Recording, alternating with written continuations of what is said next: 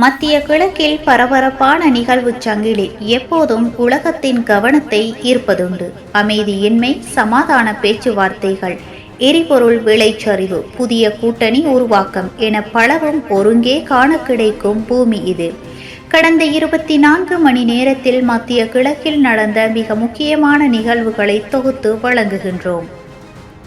இன்று நாம் காணவிருப்பது சவுதி அரேபியாவின் புதிய பொருளாதார திட்டங்கள், ஈரானின் அணுசக்தி குறித்த புதிய அறிவிப்புகள், ஏமனில் தற்காலிக சமாதான முயற்சிகள், மேலும் இஸ்ரேல் பலஸ்தீன் எல்லை பகுதிகளில் ஏற்பட்ட புதிய பதட்டங்கள், இவை அனைத்தையும் விரிவாக அலசுவோம். சவுதி அரேபியாவின் விஷன் 2030 திட்டத்தில் புதிய மாற்றம். சவுதி அரேபியாவின் பட்டத்து இளவரசர் முகமது பின் சல்மான் அந்நாட்டின் பொருளாதாரத்தை எண்ணெய் வருமானத்திலிருந்து வேறு துறைகளுக்கும் விரிவுபடுத்தும் விஷன் 2030 திட்டத்தில் புதிய திருத்தங்களை அறிவித்துள்ளார். இந்த மாற்றங்கள் குறிப்பாக சுற்றுலாத்துறை, டிஜிட்டல் தொழில்நுட்பம் மற்றும் புதுப்பிக்கத்தக்க எரிசக்தி துறைகளில் முதலீடுகளை அதிகரிப்பதில் கவனம் செலுத்துகின்றன. கடந்த 24 மணி நேரத்தில் சவுதியின் நிதி அமைச்சகம் வெளியிட்ட அறிக்கையில் அந்நாட்டில் வெளிநாட்டு முதலீடுகளை ஈர்க்கும் வகையில் வரிச் சலுகைகள் மற்றும் வர்த்தக விதிகளை எளிமையாக்குவது குறித்த புதிய கொள்கைகள் அறிவிக்கப்பட்டுள்ளன. இந்நிகழ்வின் பின்னணியாக சவுதியின் எண்ணெய் வருவாய் சமீப காலமாக பல்வேறு உலகளாவிய பொருளாதார காரணங்களினால் ஏற்றத்தாழ்வுகளை சந்தித்து வருகின்றது. இதன் காரணமாக அந்நாடு தனது பொருளாதார அடித்தளத்தை வலுப்படுத்த மாற்று வழிகளை தேடி வருகின்றது. இதன் விளைவுகளாக இந்த புதிய கொள்கைகள் சவுதியின் பொருளாதார வளர்ச்சியில் ஒரு புதிய அத்தியாயத்தை துவங்கும் என எதிர்பார்க்கப்படுகின்றது. அத்துடன் மத்திய கிழக்கின் தொழில் முதலீடுகளுக்கு ஏற்ற நாடாக சவுதி அரேபியா உருவெடுக்க இது உதவும். ஈரானின் அணுசக்தி மேம்பாடு குறித்த சர்வதேச பதட்டம். ஈரானின் அணுசக்தி மையங்களில் புதிய சென்ட்ரிபியூஜுகள் நிறுவப்பட்டுள்ளதாக ஈரானின் அணுசக்தி அமைப்பு அறிவித்துள்ளது. இது 2015 உலக நாடுகளுடன் ஈரானால் செய்து கொள்ளப்பட்ட அணுசக்தி ஒப்பந்தத்திற்கு எதிரானது என அமெரிக்கா மற்றும் ஐரோப்பிய நாடுகள் கண்டனம் தெரிவித்துள்ளன. இந்நிகழ்வின் பின்னணியாக அமெரிக்கா 2018 அணுசக்தி ஒப்பந்தத்திலிருந்து விலகிய பிறகு ஈரான் படிப்படியாக ஒப்பந்த விதிகளை மீறி வருகின்றது. இதனால் ஈரான் அணு ஆயுதம் தயாரிக்கின்றதா என்ற சந்தேகம் சர்வதேச சமூகத்தில் மீண்டும் எழுந்துள்ளது. தற்போதைய நிலையாக ஐக்கிய நாடுகள் சபையின் அணுசக்தி முகாமை IAEA ஈரானில் ஆய்வு நடத்த கோரியுள்ளது. ஆனால் ஈரான் சில ஆய்வாளர்களை நாட்டுக்குள் அனுமதிக்க மறுத்து வருவதனால் பதட்டம் அதிகரித்துள்ளது. ஐரோப்பிய ஒன்றியம் ஈரானுடன் பேச்சுவார்த்தை நடத்த முயன்று வருகின்றது. ஏமன் போர் நிறுத்தத்தில் புதிய நம்பிக்கை. ஏமனில் பல ஆண்டுகளாக நீடித்து வரும் உள்நாட்டு போரை முடிவுக்கு கொண்டு வர ஐக்கிய நாடுகள் சபையின் மத்தியஸ்தத்துடன் சவுதி அரேபியா மற்றும் சவுதி கிளர்ச்சியாளர்களுக்கு இடையே பேச்சுவார்த்தைகள் நடந்து வருகின்றன. கடந்த 24 மணி நேரத்தில் இரு தரப்பினரும் தற்காலிக போர் நிறுத்தத்திற்கு ஒப்புக்கொண்டதாக செய்திகள் வெளியாகியுள்ளன. இதன் பின்னணியாக ஏமன் போர் மில்லியன் கணக்கான மக்களை பாதித்துள்ளது. உலகிலே மிக மோசமான மனிதாபிமான நெருக்கடி இங்கு நிலவி வருகின்றது. இந்த போர் நிறுத்தம் பல ஆண்டுகளாக போரினால் பாதிக்கப்பட்ட ஏமன் மக்களுக்கு ஒரு நிம்மதி பெருமூச்சு அளிக்கும் என எதிர்பார்க்கப்படுகின்றது. எனினும் நிரந்தர சமாதானத்தை எட்டுவது என்பது இன்னும் சவாலான பணியாகவே உள்ளது. இஸ்ரேல் மற்றும் பலஸ்தீன எல்லை பகுதிகளில் பதட்டம். காசா மற்றும் மேற்கு கரையோர பகுதிகளில் இஸ்ரேல் பாதுகாப்பு படையினருக்கும் பலஸ்தீன போராளிகளுக்கும் இடையே புதிய மோதல்கள் ஏற்பட்டுள்ளன. இஸ்ரேலின் வான்வழி தாக்குதல்களில் சில பலஸ்தீனியர்கள் உயிரிழந்துள்ளதாக பலஸ்தீன சுகாதார அமைச்சகம் தெரிவித்துள்ளது. இஸ்ரேல் போராளிகளின் மறைவிடங்களை அழிப்பதற்காக இந்த தாக்குதல்களை நடத்தியதாக கூறியுள்ளது. பல ஆண்டுகளாக நீடிக்கும் இஸ்ரேல் பலஸ்தீன மோதல்கள் அவ்வப்போது பெரிய அளவிலான மோதல்களாக வெடிப்பது வழக்கம். சமீபத்திய மோதல்கள் இரு தரப்புக்கும் இடையிலான அமைதி பேச்சுவார்த்தை முயற்சிகளை பாதிக்கும் என அஞ்சப்படுகின்றது. சர்வதேச எதிர்வினையாக அமெரிக்கா மற்றும் ஐரோப்பிய நாடுகள் இரு தரப்பினரையும் அமைதி காக்க வலியுறுத்தியுள்ளன. ஐக்கிய நாடுகள் சபையின் பாதுகாப்பு கவுன்சிலும் நிலைமை குறித்து விவாதிக்க அவசர கூட்டத்தை கூட்டவுள்ளது. ஈராக்கில் அரசியல் நிலையற்ற தன்மை மற்றும் தேர்தல். ஈராக்கில் கடந்த பல மாதங்களாக நீடித்து வந்த அரசியல் குழப்பங்களுக்கு மத்தியில் புதிய பொது தேர்தல் விரைவில் நடத்தப்படும் என அந்நாட்டில் பிரதமர் அறிவித்துள்ளார். கடந்த 24 மணி நேரத்தில் தேர்தலை நடத்துவதற்கான சட்ட திட்டங்கள் குறித்து ஈராக்கிய பாராளுமன்றம் விவாதித்ததாக செய்திகள் வெளியாகியுள்ளன. ஊழல், வறுமை மற்றும் வெளிநாட்டு தலையீடு போன்ற பல்வேறு பிரச்சினைகள் காரணமாக ஈராக்கில் அரசியல் நிலையற்ற தன்மை காணப்படுகின்றது. இந்த தேர்தலை நேர்மையாகவும் அமைதியாகவும் நடத்துவது ஈராக்கிய அரசுக்கு ஒரு பெரிய சவாலாகவே இருக்கும். பல்வேறு அரசியல் கட்சிகளும் ஆயுத குழுக்களும் தேர்தலின் முடிவை பாதிக்க முயற்சிக்கலாம் என அஞ்சப்படுகின்றது. ஐக்கிய அரபு அமீரகத்தின் செயற்கைக்கோள் திட்டம். ஐக்கிய அரபு அமீரகம் விண்வெளி ஆராய்ச்சியில் தனது பங்களிப்பை அதிகரிக்க புதிய செயற்கைக்கோள் திட்டத்தை அறிவித்துள்ளது.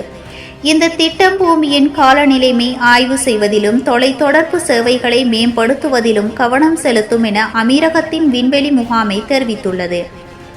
இந்த திட்டம் மத்திய கிழக்கின் விண்வெளி ஆராய்ச்சியில் அமீரகத்தின் ஆதிக்கத்தை மேலும் வலுப்படுத்தும். அத்துடன் காலநிலை மாற்றம் போன்ற உலகளாவிய பிரச்சினைகளுக்கும் தீர்வு காணவும் இது உதவும்.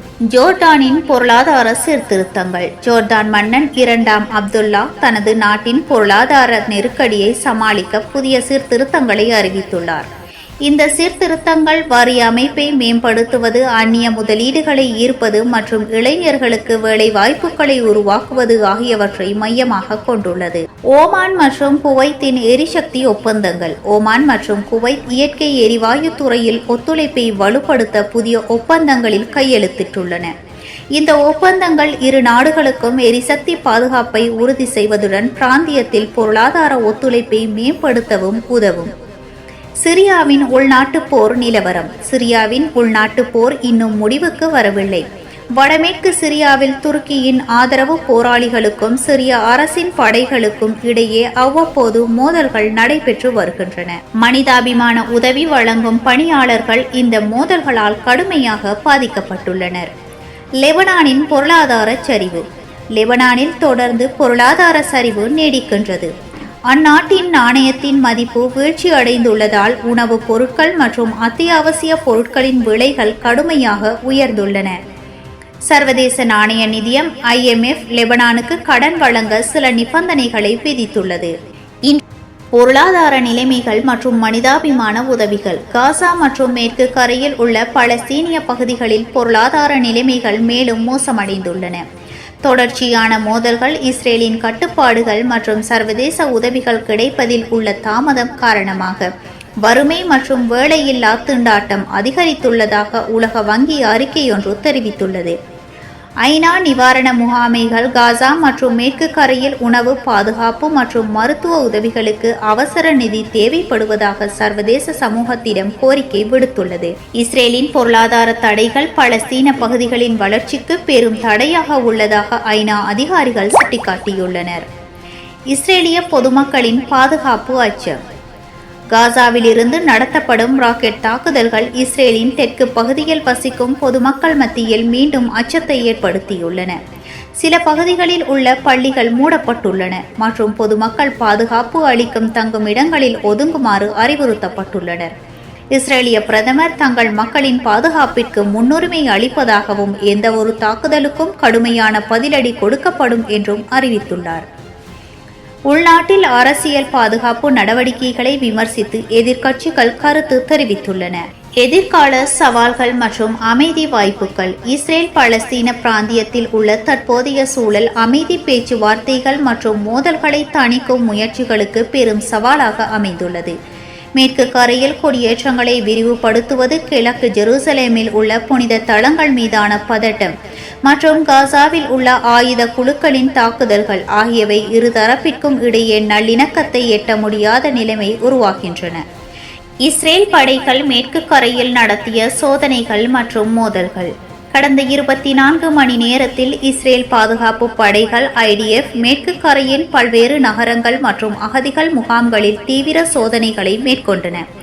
இந்த சோதனைகளின் போது துப்பாக்கிச் சண்டைகள் மற்றும் மோதல்கள் நிகழ்ந்ததாக பலஸ்தீன சுகாதார அமைச்சகம் தெரிவித்துள்ளது. குறிப்பாக ஜெனின் அகதிகள் முகாமில் இஸ்ரேலிய படைகள் நுழைந்த போது பலஸ்தீன ஆயுத குழுக்களுக்கும் இஸ்ரேலிய வீரர்களுக்கும் இடையே கடும் மோதல் ஏற்பட்டது. இந்த மோதலில் 3 பலஸ்தீனியர்கள் உயிரிழந்துள்ளதாகவும் 7 பேர் காயமடைந்ததாகவும் பலஸ்தீன வட்டாரங்கள் தெரிவிக்கின்றன. இஸ்ரேலிய படைகள் தேடப்பட்டு வந்த ஆயுததாரிகளை கைது செய்வதே இந்த நடவடிக்கையின் நோக்கம் என்று அறிவித்துள்ளன. மேலும் இந்த மோதல்களின் போது இஸ்ரேலிய வீரர் ஒருவரும் காயமடைந்ததாக IDF உறுதி செய்துள்ளது. காசா எல்லையில் புதிய பதட்டம் மற்றும் வான்வழி தாக்குதல்கள். காசா எல்லையில் இஸ்ரேல் பாலஸ்தீன ஆயுத குழுக்களுக்கு இடையே புதிய பதட்டம் உருவாகியுள்ளது. கடந்த 24 மணி நேரத்தில் காசா பகுதியிலிருந்து இஸ்ரேலின் தெற்கு பகுதியை நோக்கி ராக்கெட் தாக்குதல்கள் நடத்தப்பட்டதாக இஸ்ரேலிய ராணுவம் தெரிவித்துள்ளது. இதற்கு பதிலடியாக இஸ்ரேலிய விமானப்படை காசாவில் உள்ள ஹமாஸ் அமைப்பின் இலக்குகள் மீது வான்வழி தாக்குதல்களை நடத்தியது. இஸ்ரேலிய படைகள் காசாவில் இருந்து நடத்தப்படும் தாக்குதல்களுக்கு ஹமாஸ் அமைப்பு முழு பொறுப்பு என்று மீண்டும் வலியுறுத்தியுள்ளது. இந்த தாக்குதல்களால் எந்தவித உயிரிழப்பும் ஏற்பட்டதாக இரு தரப்பிலிருந்தும் உடனடி தகவல்கள் இல்லை. எனினும் இரு தரப்பினருக்கும் இடையே ஒரு பெரிய மோதல் வெடிக்கக்கூடும் என்ற அச்சம் எழுந்துள்ளது. கிழக்கு ஜெருசலேமில் உள்ள அல் அக்ஸா மசூதியில் இஸ்ரேலிய குடியேற்றவாசிகளின் நுழைவு. இஸ்ரேலிய குடியேறிகள் மற்றும் வலதுசாரி அரசியல்வாதிகள் கிழக்கு ஜெருசலேமில் அமைந்துள்ள அல் அக்ஸா மசூதி வளாகத்துக்குள் நுழைந்ததாக பாலஸ்தீன அதிகாரிகள் கண்டனம் தெரிவித்துள்ளனர். இஸ்லாமிய புனித தலமான அல் அக்ஸா யூதர்களின் கோவில் மலை என்று அழைக்கப்படும் புனிதமான இடம். இந்த மசூதி வளாகத்துக்குள் இஸ்ரேலியர்கள் நுழைவது பாலஸ்தீனர்கள் மத்தியில் பெரும் கோபத்தை ஏற்படுத்தியுள்ளது. இஸ்ரேலிய போலீசார் இந்த நுழைவிற்கு பாதுகாப்பு வழங்கியதாகவும் இது பாலஸ்தீன மக்களின் மத உணர்வுகளை புண்படுத்துவதாகவும் பாலஸ்தீன வெளியுறவு அமைச்சகம் ஒரு அறிக்கையில் தெரிவித்துள்ளது. இது இரு தரப்பினருக்கும் இடையிலான பதட்டத்தை மேலும் அதிகரிப்பதாக அமைந்துள்ளது. அகதிகள் முகாம்களில் மனித உரிமை மீறல்கள் குறித்து ஐநா அறிக்கை. மேற்கு கரையில் உள்ள பாலஸ்தீன அகதி முகாம்களில் இஸ்ரேலிய படைகள் நடத்திய சோதனைகளின் போது மனித உரிமைகள் மீறப்பட்டுள்ளதாக ஐக்கிய நாடுகள் சபை ஒரு முதற்கட்ட அறிக்கையை வெளியிட்டுள்ளது. ஐநாவின் மனித உரிமைகள் ஆணையம் இஸ்ரேலிய படைகள் அதிகப்படியான சக்திகளை பயன்படுத்துவதாகவும் இது சர்வதேச சட்டங்களை மீறுவதாகவும் சுட்டிக்காட்டியுள்ளது. பலஸ்தீனிய குடிமக்கள் குறிவைத்து தாக்கும் சம்பவங்கள் குறித்து விசாரணை நடத்த வேண்டும் என்று ஐநா வலியுறுத்தியுள்ளது. இதற்கு பதிலளித்த இஸ்ரேல் தங்கள் படை தீவிரவாதிகளுக்கு எதிராக மட்டுமே செயல்படுவதாகவும் பாதுகாப்பு தேவை இந்த நடவடிக்கைகளுக்கு காரணம் என்றும் கூறியுள்ளது. சர்வதேச அளவில் அமைதி முயற்சிகள் மற்றும் ராஜதந்திர நகர்வுகள். அமெரிக்கா, எகிப்து மற்றும் ஐரோப்பிய யூனியன் உள்ளிட்ட பல்வேறு சர்வதேச சக்திகள் இஸ்ரேல் மற்றும் பாலஸ்தீன அதிகாரிகளுடன் தொடர்பில் இருப்பதாக தெரிவித்துள்ளன. இரு தரப்பிற்கும் இடையே மோதல்களை குறைக்கவும் அமைதி பேச்சுவார்த்தைகளை மீண்டும் தொடங்குவதற்கான முயற்சிகளை மேற்கொள்ளவும் இந்த நாடுகள் வலியுறுத்தியுள்ளன. குறிப்பாக எகிப்தின் மத்தியஸ்தத்தில் காசாவில் மோதல்கள் தீவிரமடையாமல் தடுக்க உதவும் என்று எதிர்பார்க்கப்படுகின்றது. ஆனால் இஸ்ரேல் பாலஸ்தீன பிராந்தியத்தில் அமைதி ஏற்படுவதற்கு நீண்ட கால தீர்வை எட்டாமல் தற்காலிக போர் நிறுத்தங்கள் மட்டுமே போதுமானதல்ல என்று சர்வதேச ஆய்வாளர்கள் சுட்டிக்காட்டுகின்றனர். பொருளாதார நிலைமைகள் மற்றும் மனிதாபிமான உதவிகள். காசா மற்றும் மேற்கு கரையில் உள்ள பாலஸ்தீனிய பகுதிகளில் பொருளாதார நிலைமைகள் மேலும் மோசமடைந்துள்ளன. தொடர்ச்சியான மோதல்கள், இஸ்ரேலின் கட்டுப்பாடுகள் மற்றும் சர்வதேச உதவிகள் கிடைப்பதில் உள்ள தாமதம் காரணமாக வறுமை மற்றும் வேலையில்லா திண்டாட்டம் அதிகரித்துள்ளதாக உலக வங்கி அறிக்கையொன்று தெரிவித்துள்ளது. ஐநா நிவாரண முகாமைகள் காசா மற்றும் மேற்கு கரையில் உணவு பாதுகாப்பு மற்றும் மருத்துவ உதவிகளுக்கு அவசர நிதி தேவைப்படுவதாக சர்வதேச சமூகத்திடம் கோரிக்கை விடுத்துள்ளது. இஸ்ரேலின் பொருளாதார தடைகள் பாலஸ்தீன பகுதிகளின் வளர்ச்சிக்கு பெரும் தடையாக உள்ளதாக ஐநா அதிகாரிகள் சுட்டிக்காட்டியுள்ளனர். இஸ்ரேலிய பொதுமக்களின் பாதுகாப்பு அச்சம்.